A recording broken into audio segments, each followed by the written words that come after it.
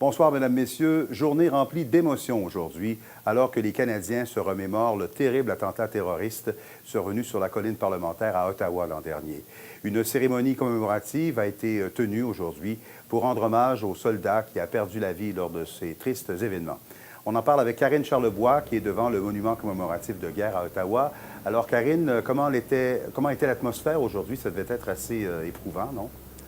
Effectivement, Daniel, c'est un moment assez solennel. Difficile d'imaginer qu'il y a un an, à la même date, c'était le chaos qui régnait dans la ville d'Ottawa, puisque aujourd'hui, c'était des milliers de gens qui se sont réunis autour du cénotaphe afin de rendre hommage au caporal Nathan Cirillo et à l'adjudant Patrice Vincent, qui ont perdu la vie l'an passé lors d'attentats terroristes. Donc, c'était vraiment pour rendre hommage aux victimes et également aux personnes qui étaient présentes sur les lieux, qui ont fait preuve de courage, même s'il y avait encore un tireur qui rôdait dans les rues, qui est entré dans le Parlement.